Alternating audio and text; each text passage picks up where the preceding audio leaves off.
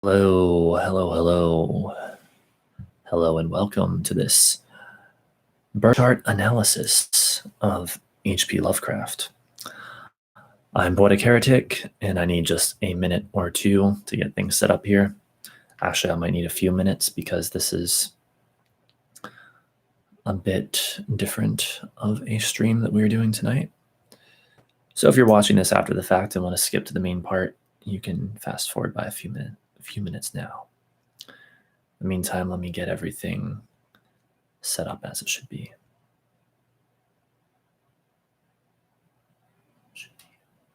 So how do we sound?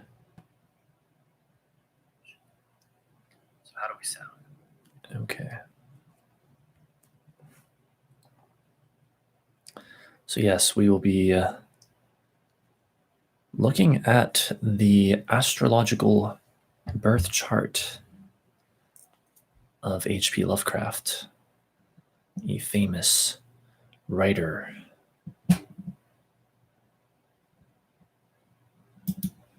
Let's see.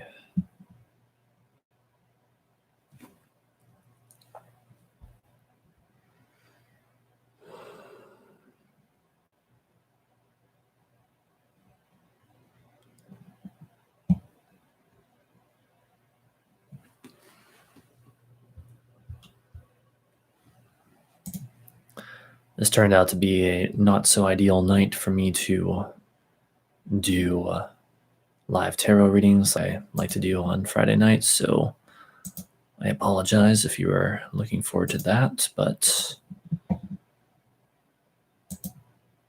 I ended up not being in the right mental and physical state for that, but I do have the wherewithal to do this chart interpretation. At least I hope so. All right, let's see here.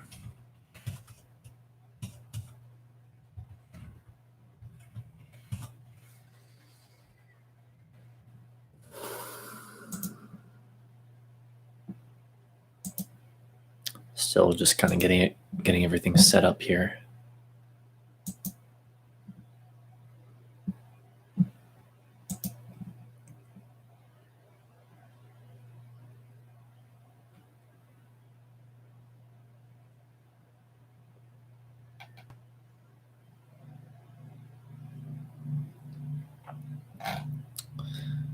Okay.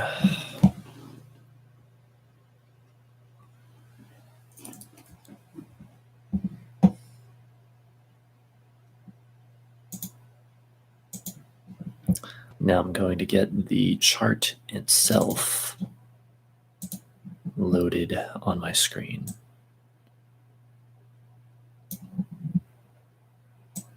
And in front of me just right.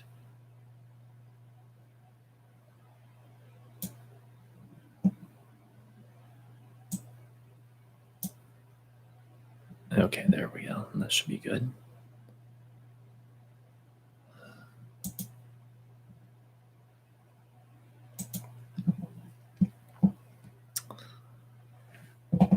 Okay, so that about sets it up, except for one more thing. What I'm going to do at this point is, so I don't have the proper technology here to share like what's on my screen or whatever. So I can't just show you guys the chart directly through the stream. But what I thought of is I could tweet out the chart itself of Lovecraft, and that way, if you're able to do so without leaving the stream, hopefully, you can pull up the chart if you want through Twitter, just through going to my Twitter, and look at it as we go over it. So I'm going to get the link for that now and put it in the chat.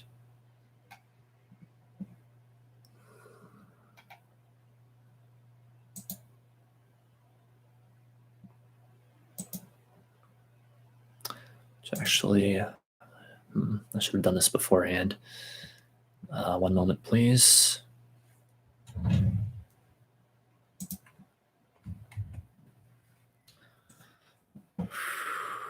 Okay, try this link.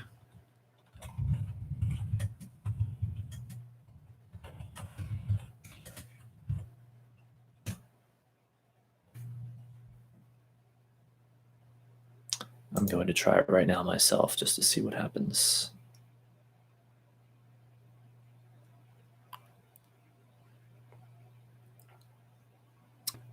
Okay, so it works for me.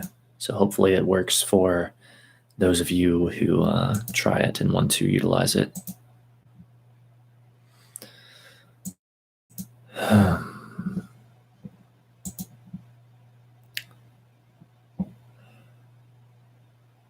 So let me make the final preparations here.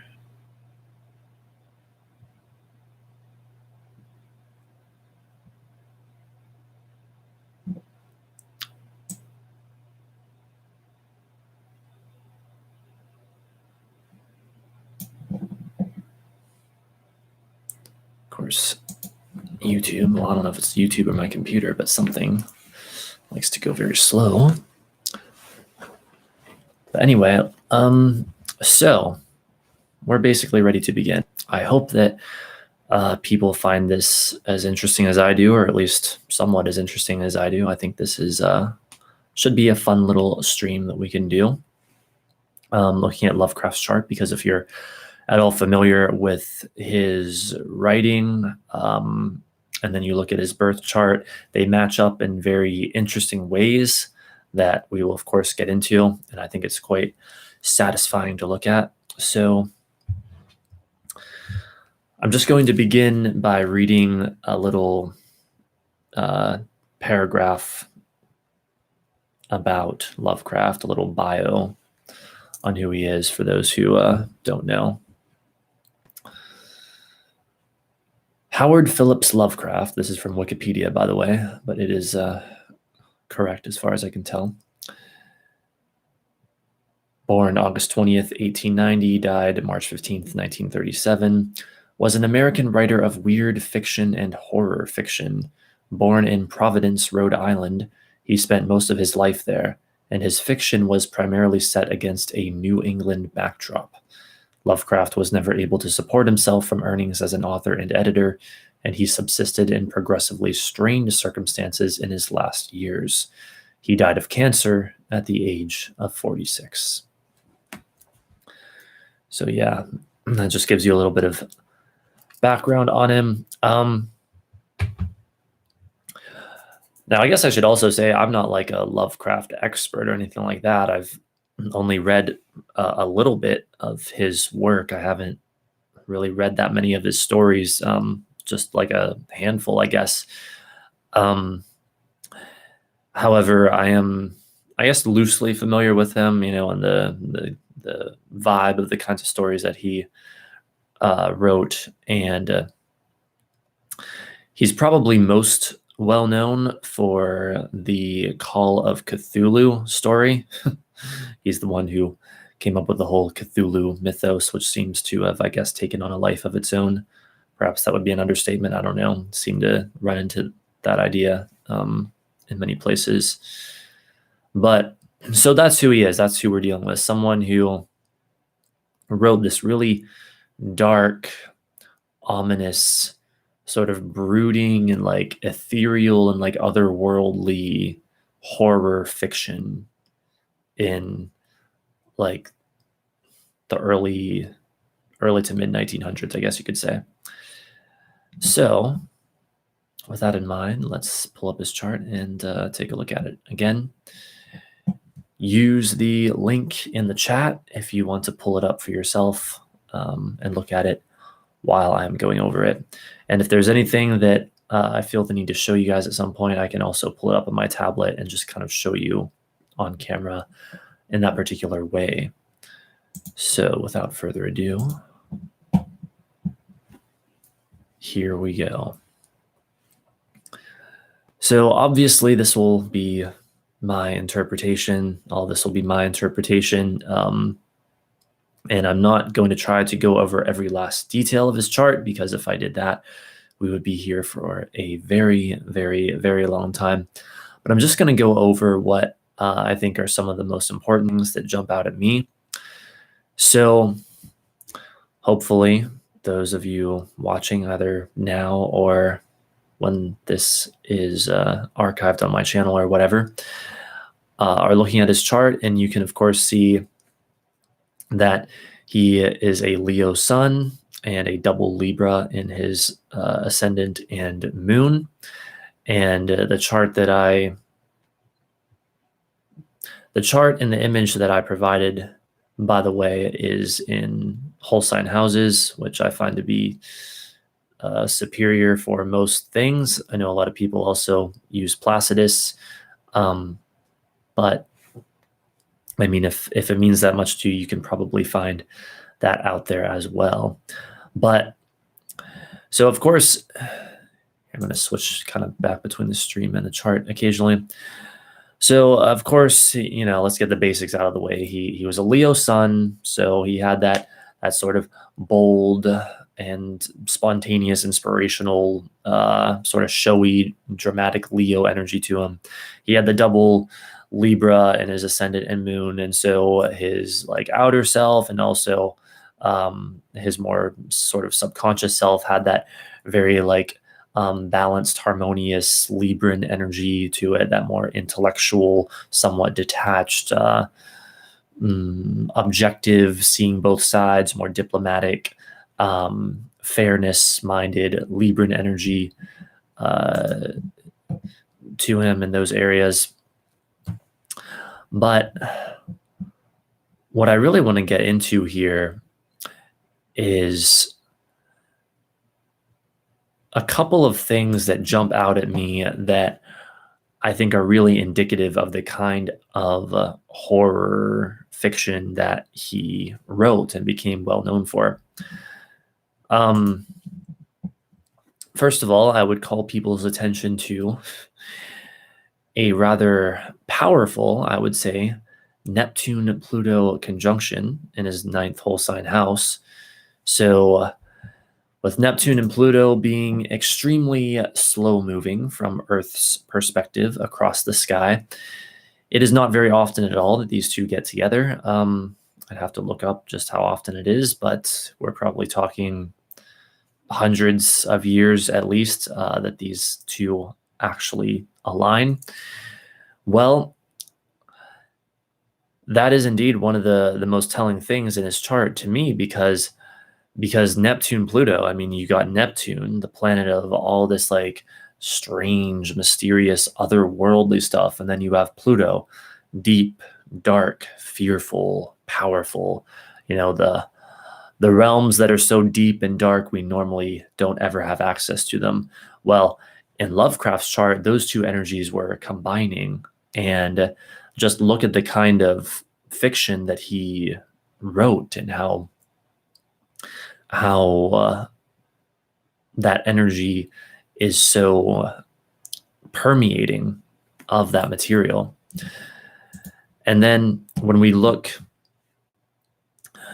back at his ascendant and his first house in general, and we see, hang on, I do want to point out at least some of this stuff in a more vivid way, because whether you have his chart pulled up or not, I want this to be emphasized. So let me just pull it up on my tablet real quick.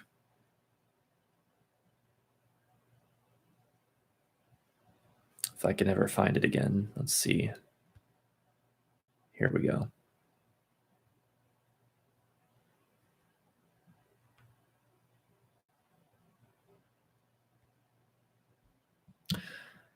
Okay, so you can see indeed here his Neptune-Pluto conjunction. Make it a focus right there. Neptune-Pluto conjunction in his ninth whole sign house.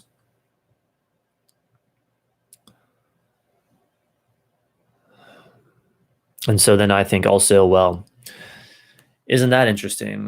His ninth whole sign house, as if to say, his beliefs and ideals, his ideas were wrapped up with those ethereal, dark, mysterious Neptune, Pluto realms.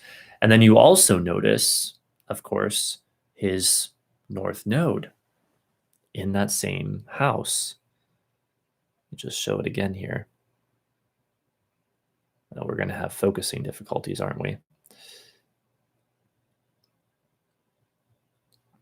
Oh, well, even with it being blurry, you can kind of see his north node there in the ninth house.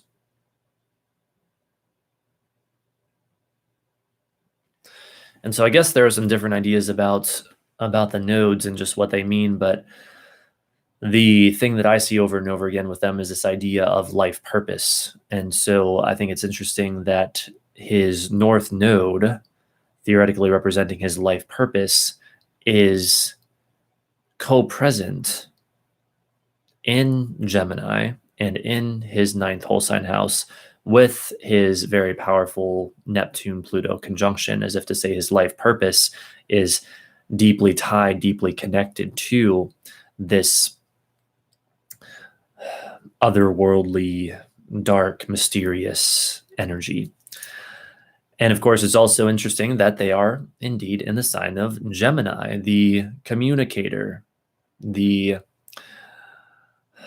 idea of writing, which he became very well known for. He actually became very well known for his work, I believe, after he died, and was not really that well known while he was alive. But there you have it.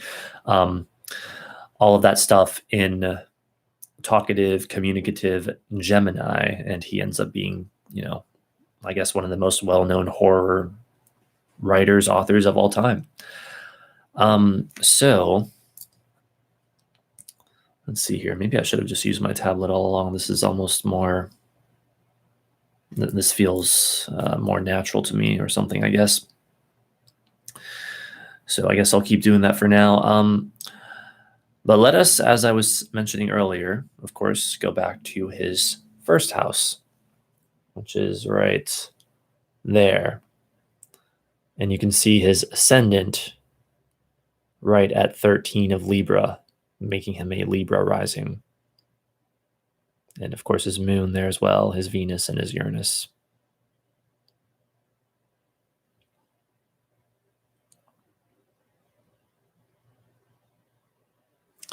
So there's a number of things we can say about this. First of all, one of the things that I have learned about astrology is that when you're interpreting a birth chart, one of the most important things you want to do is look at the ruler of the first house and see where it is in the chart. Well, in his case, his first whole sign house is Libra, meaning the ruler of that house is Venus. Venus rules Libra. Well, where is it in his chart? It happens to also be in his first house. So what does this mean? Basically, this means that Lovecraft theoretically must have very much imbued the energy of Venus in his personality in a very overt and obvious way, I would say. So there's that, first of all. And then, of course, in addition to that, his ascendant and moon being in Libra, as I said, or well, his moon being the additional point of data there. But the thing that all of this is getting to, hang on one second, the stream is acting a little weird. I'm just going to double check that it's still running properly.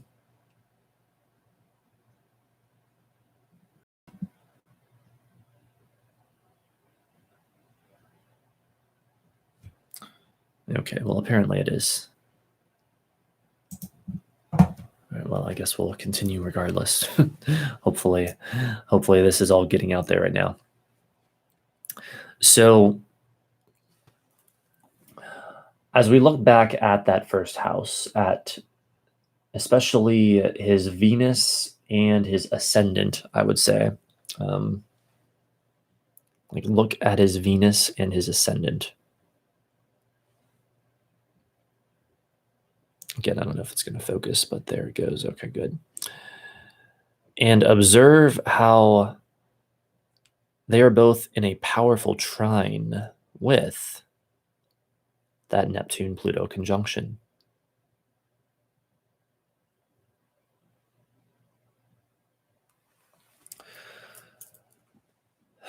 So Venus, of course, being what we like, what we enjoy, in a smooth, harmonious trine to his Neptune-Pluto conjunction, as if to say he really likes, he loves, and enjoys all of those dark realms. And Venus is also art and creativity. And so smooth flowing, creative Venusian energy connecting with stuff that is normally just not even contemplated by humans. You know, these dark Pluto realms mixed with the otherworldliness of Neptune and all of that. And then also, of course, his ascendant in a harmonious trine with that conjunction. So his self-expression, his outer self, his self as he knows himself to be, perhaps as well. Although maybe leaning more towards outer self in this case, I don't know, whatever, is of course also connected with that Neptune-Pluto conjunction, with all of that sort of dark, ethereal, mysterious energy that imbued so much of his fiction. So that's very interesting. Another thing that you could do when looking at this chart is you could sort of step back from it all and look at almost the entire sign of Libra and what he has in that, trining all of his stuff in Gemini. You know, I've seen that idea in astrology before as well. In which case, well, as you saw, he of course has his Venus ascendant moon and Uranus all in Libra. That is all connecting powerfully then with his Neptune, Pluto, and North Node. Let us remember Uranus, the planet of sudden, shocking, unexpected developments, the planet of uniqueness and weirdness, and he certainly wrote very weird and unique stories. You could see those things connecting, and with his North Node in Gemini, his life purpose being connected with these things as well. But let us also consider the Moon-Uranus conjunction as well in his first house. His moon at 22 of Libra, his Uranus at 23 of Libra. So again, we have this idea that the moon is like our subconscious and our moods and stuff like that. Uranus is the weird planet, the unique planet, full of sudden, shocking, unexpected developments and stuff like that. So that's like saying, well, his emotions, his subconscious was very much intertwined with being highly unique and highly weird. He probably, this would be my theoretical interpretation, but like as an aside here, I would say that there was a good chance that he was also a very intelligent person, but almost in like a sort of mad scientist or like mad genius kind of way, because that's that Uranian energy. But so we have that, and I think that contributed largely to the energy of his horror fiction. Let's see, was there anything else I wanted to say about that? Yes, there was. Let me see if I can just sort of zoom in on this for you guys. Again, the link to the actual chart is a picture of it through my Twitter is in the chat if you want to pull it up on your own device, but I'm also showing it here. So it's interesting how there is, I don't know if hopefully you can see this there. There is what is called a sesquisquare. Let me try to get it on screen. A sesquisquare between his Moon-Uranus conjunction and his Neptune-Pluto conjunction, from Libra to Gemini, from the first house to the ninth house. There's a sesquisquare. That's that sort of red dashed line with the weird little square with the squiggly line there, whatever in it. Sesquisquare is a square and a half.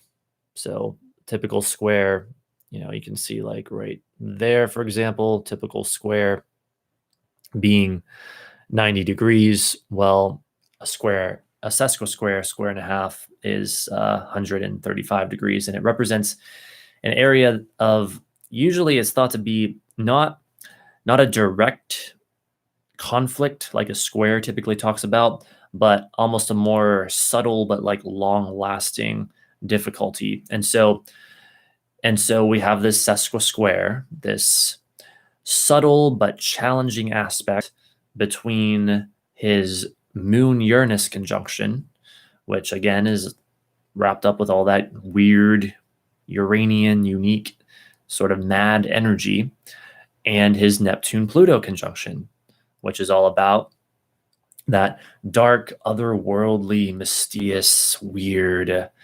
scary energy. And so, how does this actually manifest? Well, something that comes to my mind is I think it's interesting that, again, he didn't really become well known for his horror fiction until after he died. You know, he didn't rise to fame, so to speak, until after his death. And it almost seems like a difficulty in integrating his mad genius with his abilities to explore these very dark and weird otherworldly realms. This is just a theory of mine that comes to mind. I'm not saying I know for sure, of course. This is just a theory. But yeah, so we have that sesquisquare there. It's like, oh, his maybe even let's see, with the nature of Neptune and Pluto being what they are, and the moon, it could almost even be like this being tapped into these darker realms, even if they're purely imaginative, might have messed with his emotions in some capacity, because the moon, of course, is our emotions, and well, a sesquisquare is a difficult aspect. You know, he might have been plagued by melancholia, sort of dark moods, perhaps. But I don't know for sure. Again, that's just speculation. I would think that the fact that he has his moon and Uranus in ascendant and Venus in Libra would probably help him have some like intellectual detachment, and so lessen the intensity of any dark moods. But nevertheless, I wouldn't be surprised knowing what Pluto and Neptune are like, and what the moon is often like as well. So let's see, what else can we uncover from this chart? Let's just see here. Well,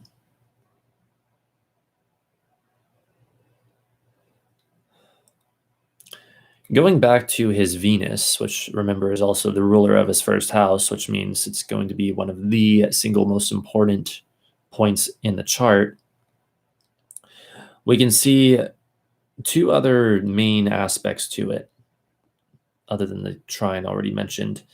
One is a sextile and the other is a half square. So you can see right here, try to figure out how I'm going to do this. You can see the sextile from his Venus to his Mars. Hopefully you can see that there. Oh, my tablet's shutting off because of course it is. You can see sextile right there from his Venus to his Mars.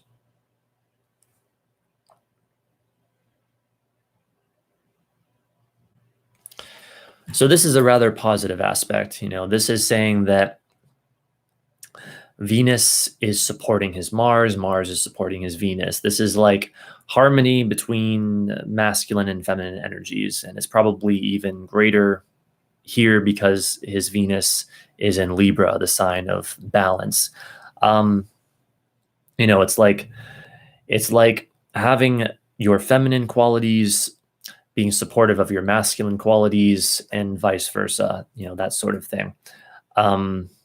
Which I don't know if I want to get too deep into this right now, because I don't know if it's overall all that relevant, but it's relevant enough to mention it at least briefly. But yeah, I would say that was probably something that was rather notable about him, again, with Venus ruling his first house.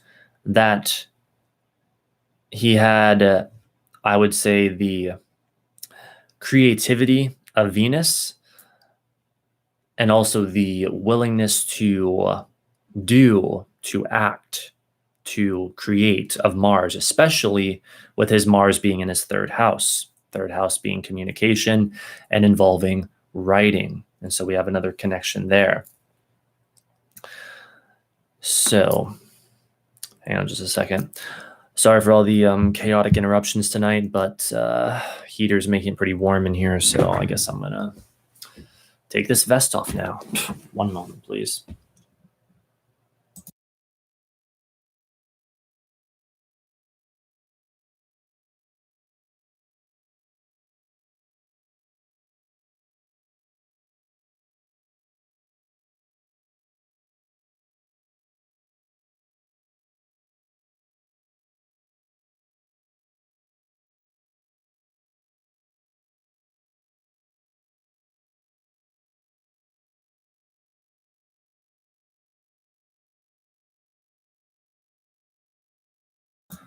Okay, I am back.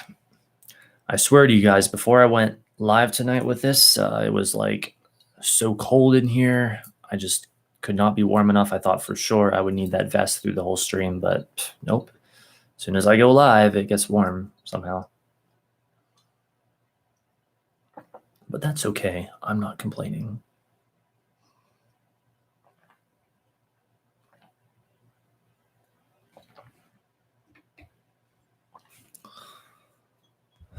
Yeah, so sorry for things being a bit chaotic here. I haven't done a stream like this in quite a long time. Actually, I've never done a stream quite like this, so I'm just kind of figuring it out as I go, so I apologize. Plus, I'm like in a vibrationally fucked state tonight, so yeah, I'm having to push through that as well. It's a lot of fun. Anyway, so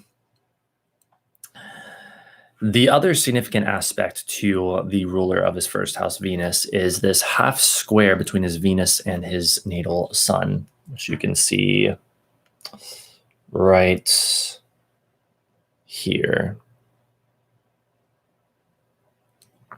It's that weird little, like, more dotted red line. You can see it goes from his Venus to his sun, half square.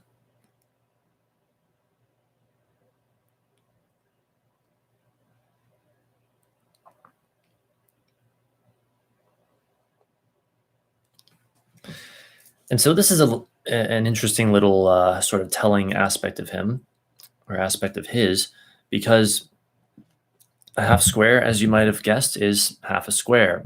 Earlier we had the sesquisquare, which is a square and a half. Well, a half square is just half of a square, as the name implies. So having a half square between his Venus and his sun, well, the sun is the sense of self. You know, the sun is your ego. The sun is what brings life to everything it touches, essentially. So, and then with Venus representing creativity, I would say there was likely some like creative tension or some tension period between his art and his creativity and his sun, his sense of self, between his Venus, his creativity, and his sun, his sense of self. So as for how that manifested specifically, I wouldn't be able to say, but that is what we have there. Let's see, especially with his sun being in Leo, almost like maybe a difficulty in like being able to express perhaps the more showy side of Leo creatively, like through his Venus, his art, his writing, his creativity. And so some definite tension there. And again, remember, he didn't rise to fame as this great horror author until after his death. And so, you know, Leo is so typically associated with being in the spotlight, with fame and stuff like that. Well, isn't it interesting that he had that half square between his Leo sun and his Venus, as if to say that, you know, he just wasn't able to integrate this energy of fame with his art. again, fame being represented by his sun, and his art being represented by his Venus. So there's that. Now let's see, what else should we go over here? I think I'm going to look back at my computer now. Pull up my tablet again if necessary.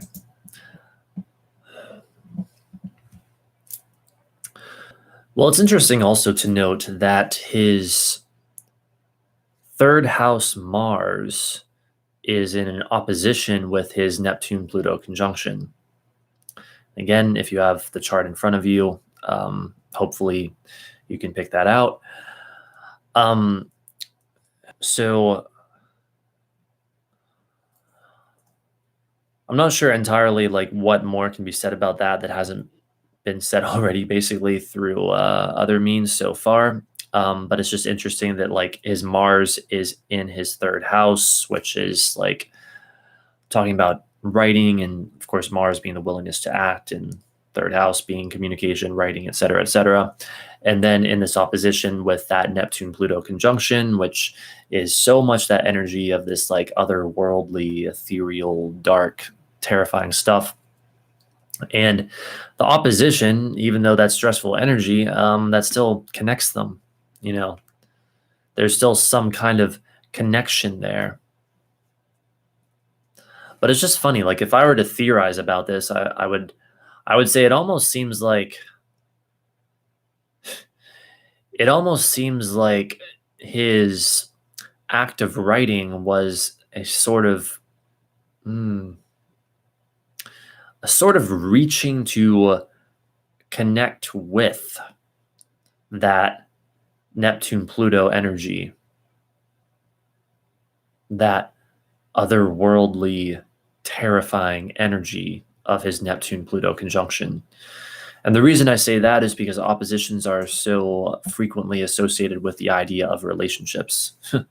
Like oppositions in one's chart will tend to play out through relationships. At least that is as the theory goes, and it does seem to indeed play out that way. So that's interesting. Let's see what else.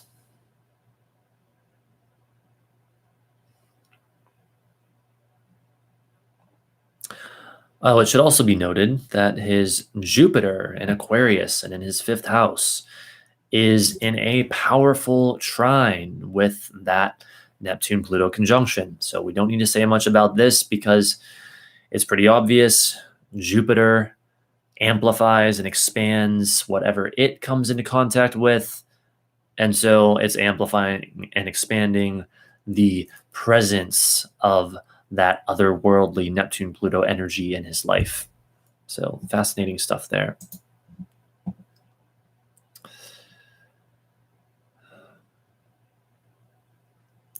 Yeah, I remember when I first looked at Lovecraft's chart and started analyzing it a little bit just for myself, like on my own time.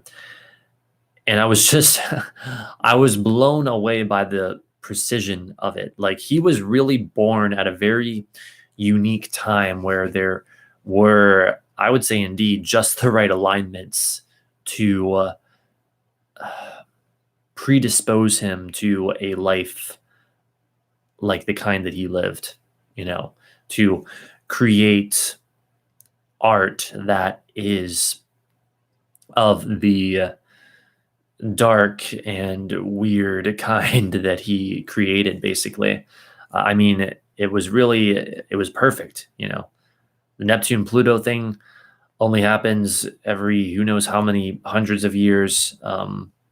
Could probably look that up, and I now wish I had done so before this stream, but oh well. It's a long time. And then, of course, Jupiter just so happened to be right there in a powerful trine, amplifying it. His Venus happened to be right there, amplifying it. And even, of course, I mean, I know we've already been over this stuff, but it bears repeating.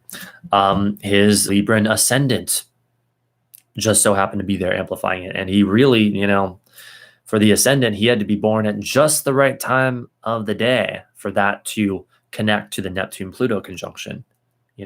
There is a very narrow window of opportunity, if you want to call it that, for that to take place.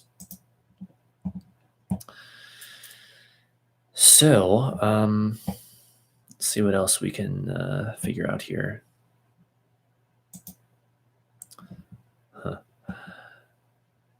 So as I'm filming this live, I'm seeing that, unfortunately, next to no one is tuning into this stream. So maybe maybe this isn't as interesting to other people as I thought it might be. Like, to me, I think it's really fascinating, but maybe other people don't really find this that interesting. I don't know, but oh well, whatever. Maybe I'll just finish things up soon then if this isn't that interesting to other people. To me, it's super fascinating.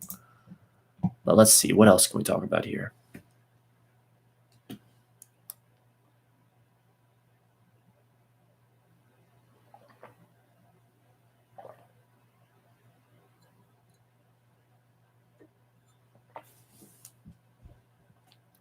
So, considering this idea, of course, that he became this famous author, we should indeed look at his Mercury. His Mercury is at 21 of Virgo in his 12th house, and it's in a square with his North Node that we went over earlier in Gemini and in his 9th house. And it's also the ruler of his 9th house, because his 9th whole sign house is Gemini, ruled by Mercury. Thus, therefore, his Mercury rules his 9th house, where he has, yet again, that Neptune-Pluto conjunction. So, how can we go over this? First of all, Mercury, of course, being about communication and ruling the idea of writing and storytelling, ruling over that energy of the Neptune-Pluto conjunction. So you see the obvious connection there, I hope.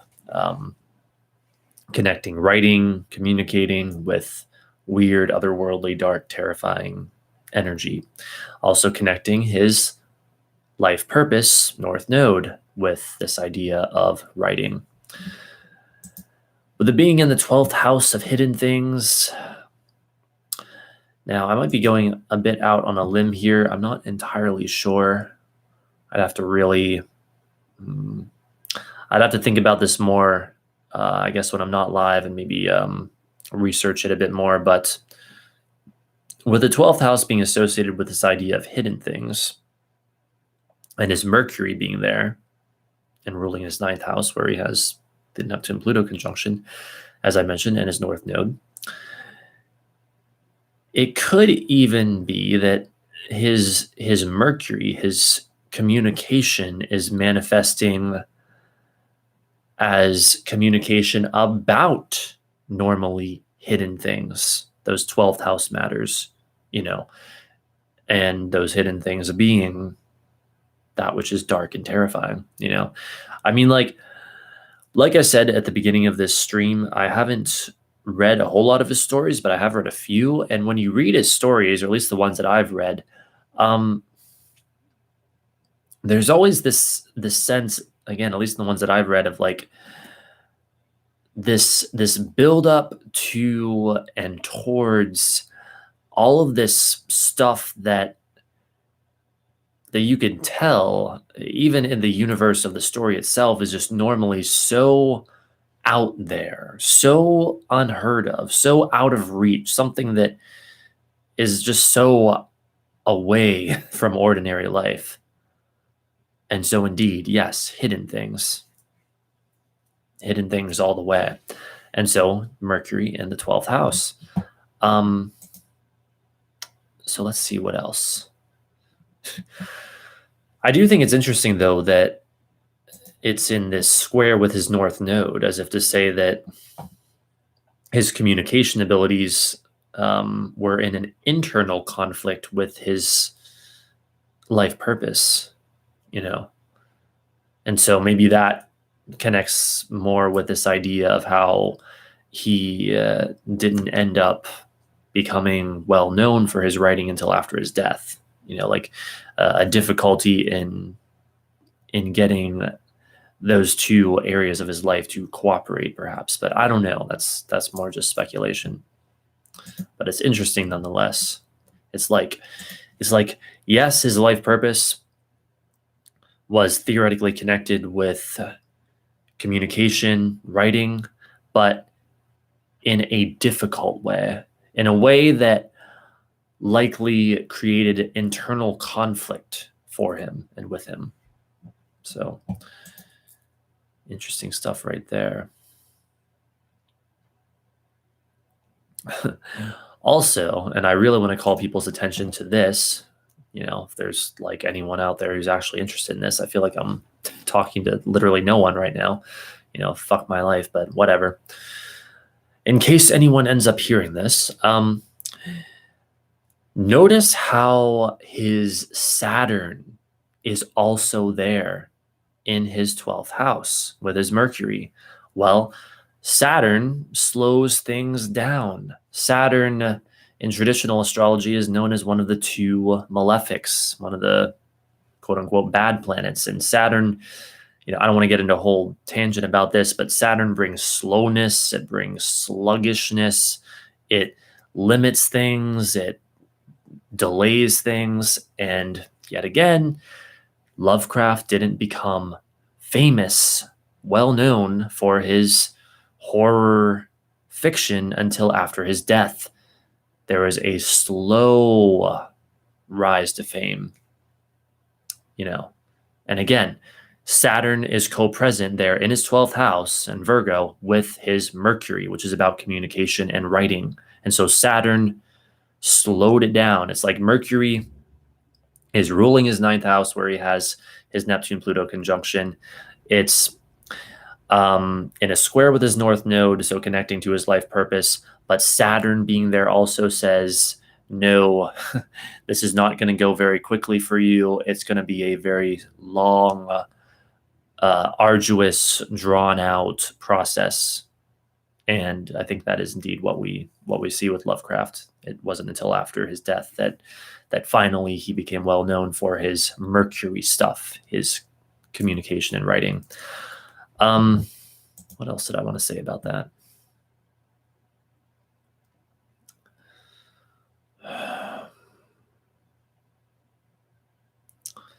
One moment. I think it'll come to me. Oh, yes. This idea, going right along with that Saturn is associated with death as well. Pluto is really associated with death, but so is Saturn. In fact, in ancient astrology, Saturn was the farthest out planet that was known about. It was the farthest out planet. It is the farthest out planet that can be seen visibly with the naked eye. And so Saturn was the limit. It was death. And so, again, I just think that's interesting. The planet of death being in the same sign, same house with Lovecraft's Mercury, and he didn't become well known for his writing until after his death. So there you have it. All right, let's see. What else do we have here?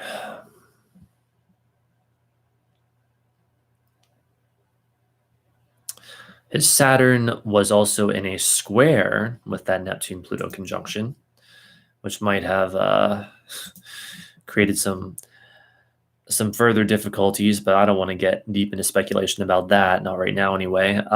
His Mars was in a square with his Saturn, which is always a very interesting situation because Mars says go, Saturn says stop.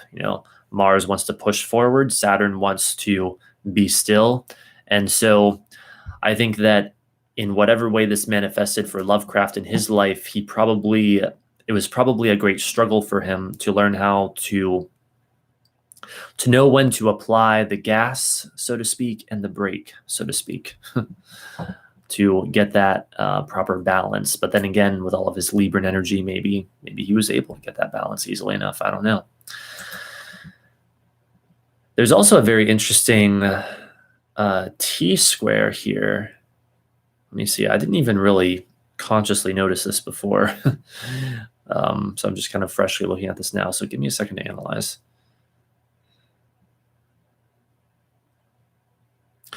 which the more I look at it makes a hell of a lot of sense. I'm actually going to try to show you guys this on my tablet. Again, the link to the image that I posted to my Twitter of his chart is in the chat if you want to pull that up while watching as well. But there is this very interesting T square, also known as a T cross, that we have here between his Mars and his Saturn and his Neptune-Pluto conjunction. So the interesting thing when we have a T square or T cross like this is the idea is that theoretically it forces energy into the opposite side of it, like it's trying to make like a grand square, like it's trying to make like a four-way square, also known as a grand square, grand cross. So for Lovecraft, notice that would have been his 6th whole sign house, and the sign of none other than, wait for it, Pisces. Pisces, the sign that in modern times is ruled by Neptune and is all about those otherworldly, ethereal, imaginative realms, and also deeply about creativity and also about the ocean, water, the sea.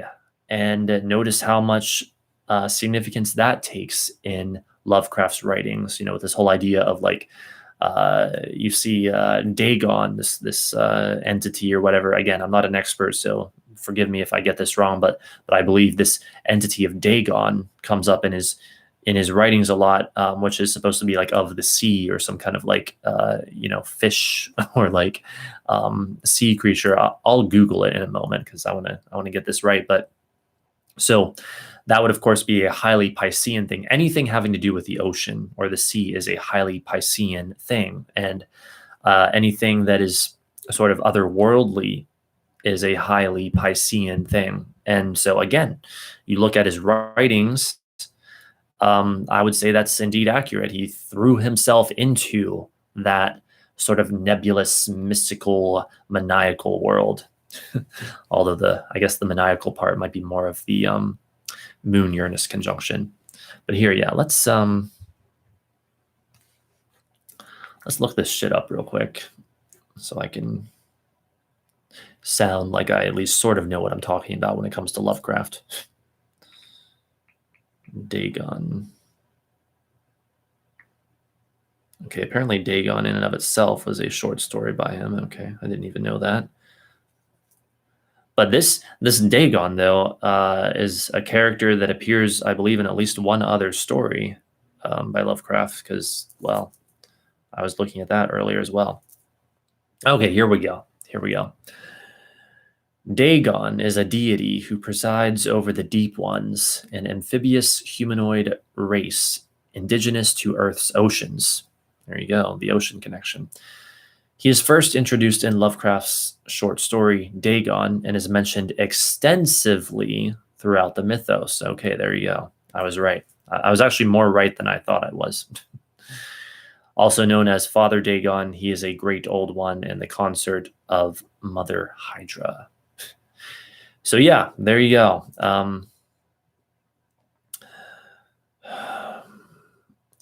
Being this, what does it say here? Presides over the Deep Ones, an amphibious humanoid race indigenous to Earth's oceans.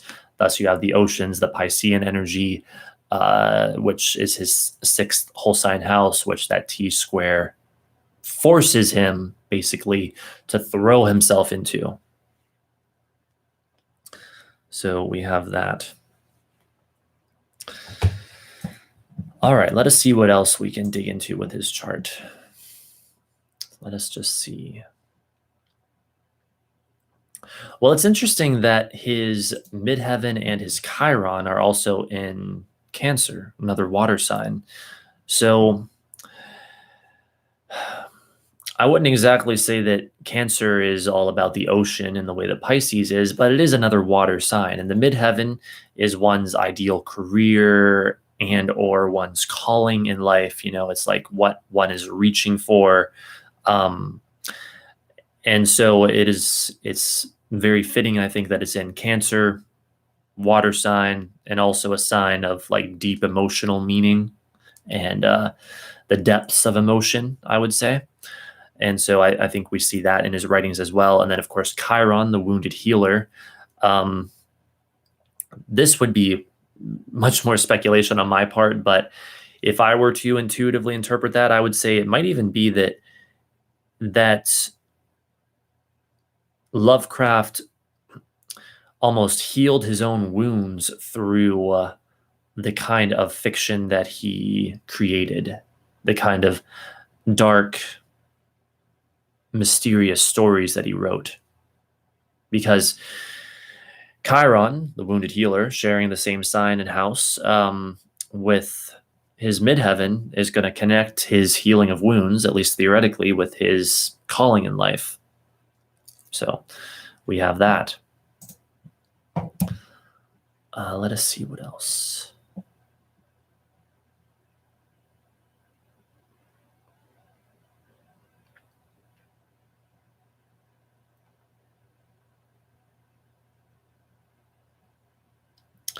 Like at this point, probably gone over a lot of the truly important stuff.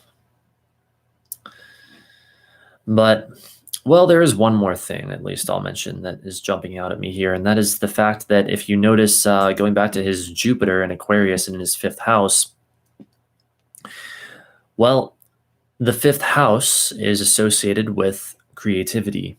And so Jupiter is magnifying his creativity. The fifth house is also associated very much with fun, also with love and romance and sex and gambling and children and all these kinds of things. But I see it associated with fun a whole hell of a lot. And so, again, I'm not a Lovecraft expert, so I don't know if this is true or not. But if I see Jupiter in the fifth house, I think, oh, that's probably a person who loves to have fun.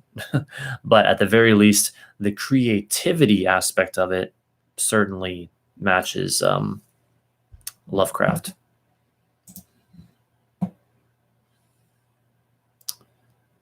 So let's see.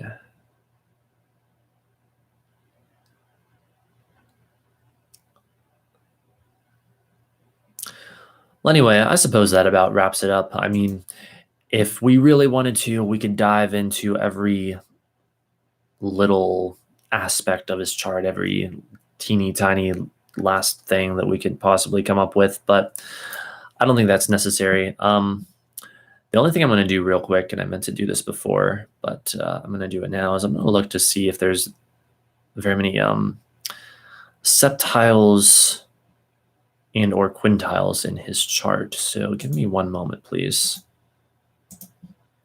Because if there are, that would be quite telling as well.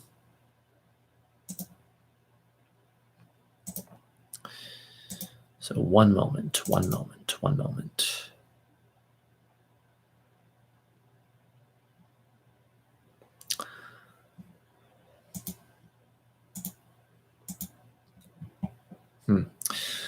Well, for what it's worth, I count 1, 2, 3, 4, 5 septile aspects in his chart and 2 quintile aspects.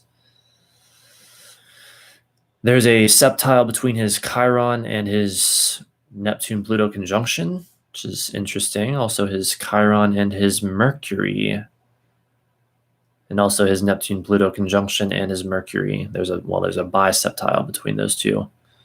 And so there does appear to be this probability that his like healing of wounds in himself was connected with his writings, but I don't know if there's any way we can, verify that or whatever. But it's just interesting because septiles are like esoteric aspects that I guess not a lot of astrologers use, but Rick Levine kind of introduced me to them because he mentioned them in one of his, or he's mentioned them in multiple forecast videos here on YouTube. And so I checked them out. I looked into them, and they're said to indicate like fateful otherworldly developments or fateful like other dimensional things, I guess. And is very interesting because we're already kind of talking about this energy with Lovecraft, sort of like otherworldly things, but especially with that like Neptune Pluto conjunction. But if we look at his Neptune Pluto conjunction again, like I said, that's in a biseptile to his, wait for it, Mercury, communication and writing. So maybe just maybe he was fated from the moment he was born to become this great writer of weird horror fiction. So there you have it. There's also a biseptile from his Sun to his Mars, and a biseptile from his Moon to his Jupiter.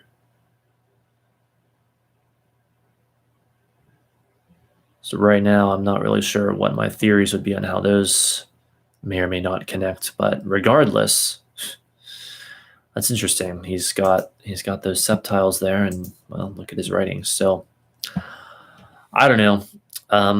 I guess not very many people were interested in this stream, judging on the very low view count while I did it. So, oh well. I hope that more people might have been interested in it, but I found it very interesting. But I hope that those who do end up watching this, if anyone watches it after the fact, to this point, enjoyed it. I don't know. I think it's fascinating as hell. Maybe some like hardcore Lovecraft fans will find this sooner or later and watch it and enjoy it and get something out of it. I hope so. Other than that, thank you so much for watching. If anyone has any like suggestions on like other famous people's birth charts that you'd like me to analyze, maybe even they don't even have to be super famous. Like if they're just like famous on the internet, like here on YouTube or something, or just at least somewhat well known on YouTube or the internet, I'd be happy to at least consider taking a look at that and maybe doing future streams on that. So you can always, let me know what your suggestions for that might be and comment in one of my streams. Other than that, I guess I will head out. Things are, I think, getting rather tumultuous here in various ways, but I'll be talking more about that in the very near future, I'm sure. On that note, I'll be back on Monday with another Seth stream.